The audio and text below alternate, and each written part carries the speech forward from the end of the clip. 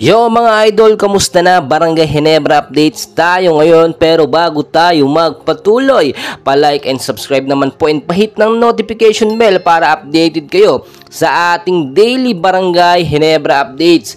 Tony Bishop tinanghal nga po na best player sa naging laban nga po nila kahapon kontra sa koponan ng Northport, which is nakapagtala po siya ng high score na merong 26 points, 16 rebounds, 2 assists, 5 steals at 2 blocks. Sa pagkakataong ito, magandang sistema rin kasi ang nangyari kahapon. Maganda rin so far yung naging lineup nga po ng Barangay Ginebra at nakita naman natin kung paano nila tinalo etong kupunan nga po ng Northport. At nakita nyo, yung first 5 talaga ng Ginebra malalakas, which is nandun si Stanley Frinkel, Scotty Thompson, Christian Standhardinger, Tony Bishop at si Jamie Malonzo. So ang nangyari po dito, si Japet Aguilar wala po, which is sinasabi natin pinasok nga po doon sa second half, hindi pinagsabay ang dalawang big man, which is suggested naman na lineup ito nitong si Scotty Thompson nga po. Kaya kung makikita nyo,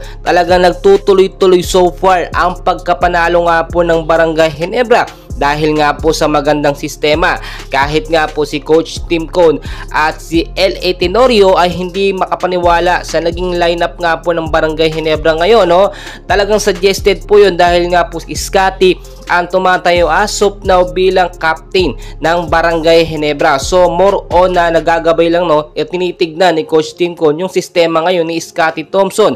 Kung titignan nyo mabuti, ang ganda ng depensa ng Barangay Ginebra kahapon.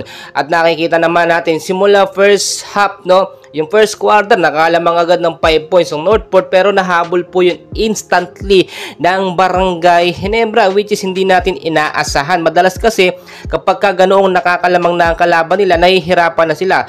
Pero sa pagkakataong yung sa naging laban kahapon, ay nakita nyo naman kung paano talaga ninumina ng Barangay Ginebra ang laban. So, ang standing natin as of January 7, 2024. As of now, nangunguna pa rin ng Magnolia at nasa pang-5 pwesto pa rin ang Barangay Ginebra. Pero wala pong imposible dahil nga naka 3 straight wins na ngayon ang Barangay Ginebra at tinitignan natin sa mga susunod na laban nila, yung sistema ay posibleng maging ganito pa rin. Yung lineup posibleng yun pa rin dahil nga po nagiging effective siya sa mga player ngayon na available sa Barangay Ginebra. Well guys, napakarami pa nating kaganapan na dapat bantayan. So please don't forget to like and subscribe for more Barangay Ginebra and PBA daily updates po tayo dyan. Maraming salamat.